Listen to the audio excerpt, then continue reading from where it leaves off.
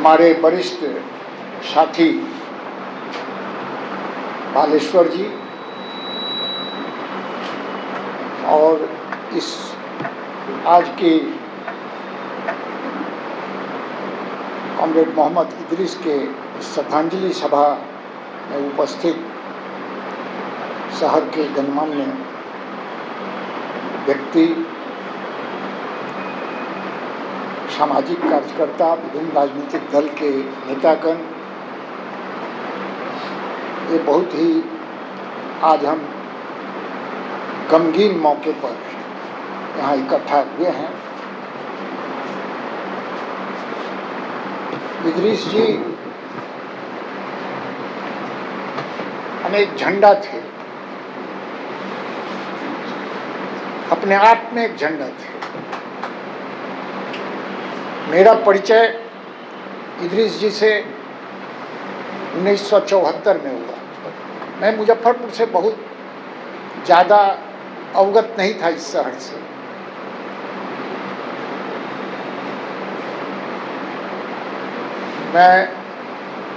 मेरा एडमिशन हुआ था 73 में,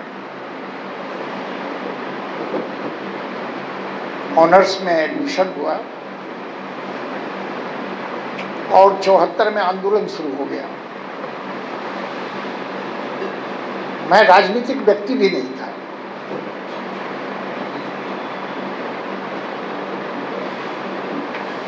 और खास करके कम्युनिस्ट आइडियोलॉजी, मार्क्सिस्ट आइडियोलॉजी के खिलाफ था। मैं मार्क्सवाद के साथ मेरा दूर दूर का संबंध नहीं था।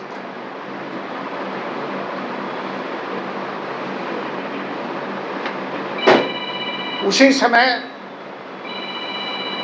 हमारे शिक्षक, पथ प्रदर्शक, महान मार्क्सवादी चिंतक शिवदास घोष का मुजफ्फरपुर में आगमन था और मुझे भी कहा गया कि आप दुनिया के एक बड़े मार्क्सवादी चिंतक वो आ रहे हैं। मैं हंसा उस पर, पहले मैं हंसा, लेकिन एक फिर जो हंसी के बीच में भी एक मन जो बन जाता है। मैं कहा नाम भी नहीं जानता हूँ शिवदास घोष, और वो दुनिया के बड़े मार्क्सवादी चिंतक, और गांव में हमारी ये बात हुई और आकर्षण हुआ कि ऐसे दुनिया के बड़े मार्क्सवादी चिंतक हैं तो थोड़ा देखने जाएं कि कैसे दुनिया के बड़े मार्क्सवादी चिंतक हैं जिनका नाम भी कहीं किसी किताब में नहीं है। थोड़ा देखने के ख्याल से मेरे मन में एक आकांक्षा बढ़ी कि देखूं जाकर के। और वही कंपनी बाग के मैदान में एक सभा हुई थी। उस सभा में शिवदास घोष का वक्तव्य हुआ था। उस जमाने में सोशलिस्ट पार्टी के द्वारा एक कैंपेन चलता था कि स्मॉल इंडस्ट्री के जरिए तरक्की होगा, देश में ज़्यादा से ज़्यादा लोगों को स्मॉल इंडस्ट्री के जरिए रोजगार मिलेंगे। ये बहस का विषय था। मधुली मय, जॉर्ज फर्नांडिस, ऐसे जो सोशलिस्ट ग्रुप के लोग थे वो लोग काफ़ी इसके, एनजी गोरे, नाथ पाई, ये सब प्रचार करते थे उस जमाने में। उनका भाषण होता था और वो काफ़ी ये था। शिवदास घोष इस पर चर्चा की उस मीटिंग में कि ये लोग एक्सपेरिमेंट करके देखें, लेकिन जब दुनिया में ये नियम के बाहर कुछ नहीं है, आर्थिक भी नियम है, नियम को कोई व्यक्ति नहीं, नियम को कोई मोड़ नहीं सकता है। ये जो अर्थ का एक नियम है, इस पर उन्होंने चर्चा उस बड़ी सभा में किए। क्लिष्ट विषय था। हम कहें कि ये खेत मजदूर, गरीब किसान, उनके बीच में ये अर्थशास्त्र की इतनी गंभीर चर्चा सहज भाषा में करने की कोशिश किए। हम लोगों को थोड़ा, हमको लगा कि कुछ अलग तरह की चीज़ है, कि ये टिक नहीं सकता है।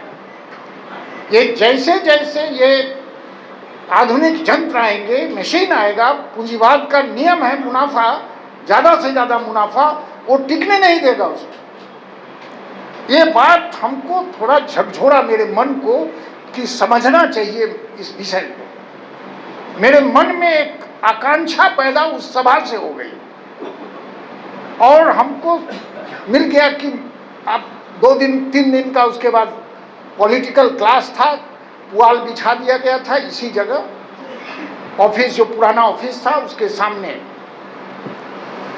मैं चर्चा इसलिए कर रहा हूँ, थोड़ी सी चर्चा, कि उसी सभा उस क्लास में मार्क्सवाद के बारे में चर्चा हुई। हम मार्क्सवाद समझ नहीं पाए बहुत, जितनी चर्चा हुई थी वो किताब फॉर्म में है आज, हम उस समय ज़्यादा कुछ समझ नहीं पाए। लेकिन हमको लगा कि इसमें ये फिजिक्स की चर्चा कर रहे हैं, केमिस्ट्री की चर्चा कर रहे हैं, ये साइंस ऑफ ऑल साइंसेस की चर्चा कर रहे हैं। ऐसा कौन विज्ञान है जो विज्ञानों का विज्ञान है, कम्प्रिहेंसिव विज्ञान है।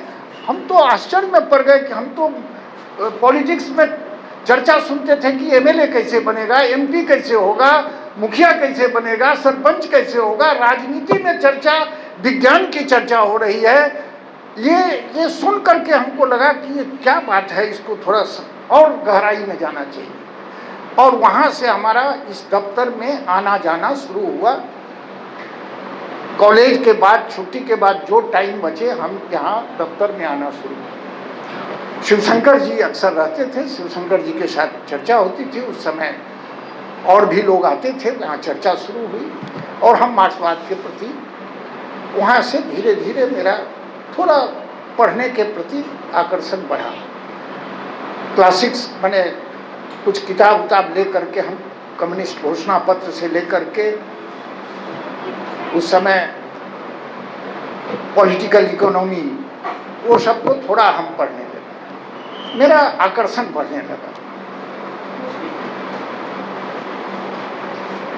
ये मोहम्मद इदरीस, ये AISF करते थे उस जमाने में, और इनका बैठकी होता था। कमल जी की एक दुकान थी, बालेश्वर जी जानते हैं, वो कमल जी की दुकान थी, नलिनी रंजन सिंह का जो मार्केट आगे में सामने में था, उसी में एक दुकान थी कमल जी की, शेरपुर के थे कमल जी। तो कमल जी के नज़दीक इदरीस जी की बैठकी होती थी। हाँ, और DS भी कमल जी के नज़दीक बैठते थे। DS के साथ ही इनका संपर्क हुआ। माने CPI का लाइन कैसे माने सही है कि गलत है, ये लेकर के, और 74 का आंदोलन चल रहा था, तो ये आंदोलन का लाइन कैसे, आंदोलन जन आंदोलन है, इसमें क्यों वामपंथी को शिरकत करना चाहिए और क्यों CPI शिरकत नहीं कर रही है, ये लेकर के उनको। और बाद में इदरीस जी को एक दिन लेकर के पार्टी दफ्तर में आए। उस दिन हम बैठे हुए थे ऑफिस में ही, इदरीस जी का हमसे परिचय कराए शिवशंकर जी कि ये छात्र संगठन AIDSO करते हैं, इनके साथ आप माने बातचीत कीजिए, आप दोनों मिल करके।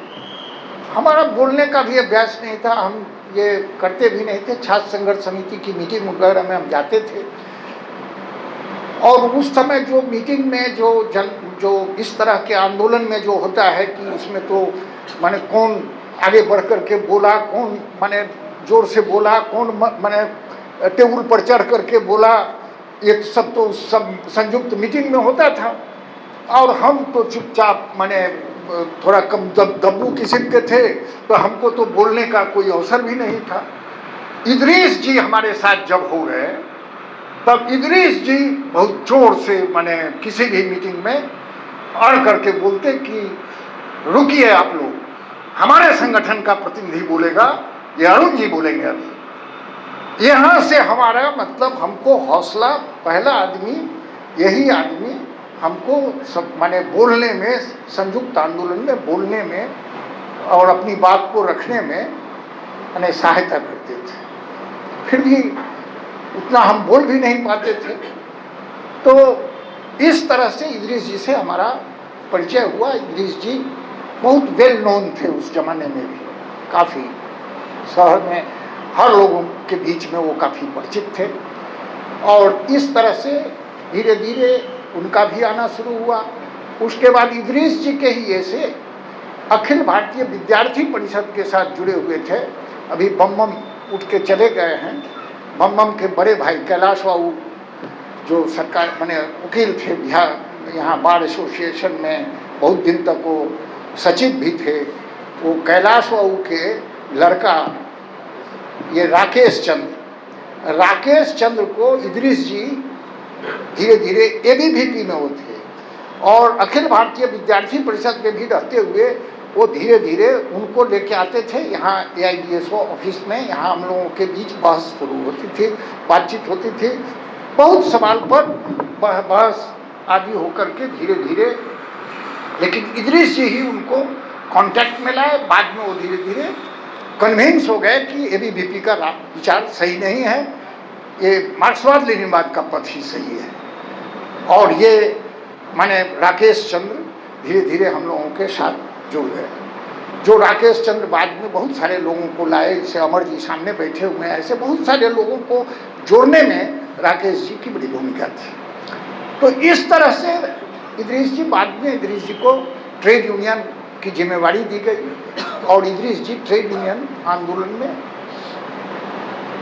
उसके बारे में आप विस्तार से सुने हैं, हम उसको रिपीट नहीं करना चाहते। एक जो सब महत्वपूर्ण बात जो है वो है कि माने वो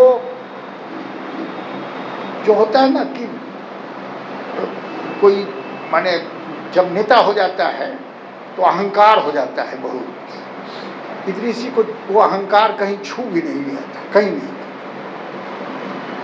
और दूसरी बात, एक और गुण, हीन भावना भी कहीं नहीं थी। ये दोनों सुपीरियरिटी कॉम्प्लेक्स और इन्फीरियरिटी कॉम्प्लेक्स, ये दोनों ही ये माने क्रांतिकारी के जीवन के लिए ये दोनों ही खराब है। इदरीस जी के अंदर में ये दोनों नहीं था, ना सुपीरियरिटी कॉम्प्लेक्स और ना इन्फीरियरिटी कॉम्प्लेक्स। वो किसी आदमी से जूझ जा सकता था, ये नहीं कि हम माने ये प्रोफेशन है या डॉक्टर हैं जहाँ जूझना है, जहाँ अड़ना है जिस विषय पर, वो वहाँ अड़ जाते थे। और जहाँ नम्रता की बात है तो ये वो एकदम किसी के सामने वो नम्र थे। ये इदरीस जी की जो खासियत ये बिरले लोगों में होता है, ये बिरले कैरेक्टर के अंदर में ये चीज़ होता है, ये इदरीस जी के अंदर में था।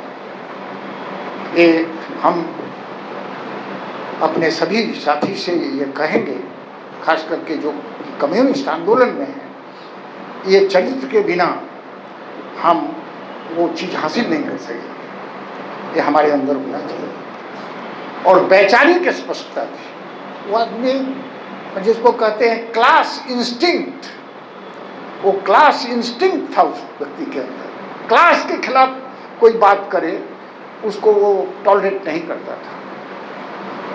एक क्लास इंस्टिंक्ट बहुत जबरदस्त था। ये हमारे शिवशंकर जी में भी था। वो बहुत किताब और बहुत ये और बहुत कोटेशन मार्क्स का, एंगल्स का, लेनिन का, इसकी चर्चा करके किए बिना जो विषय को समझा देना, ये क्षमता, और ये इदरीस जी की भी क्षमता थी। ये पकड़, थ्योरेटिकल पकड़ अच्छी थी।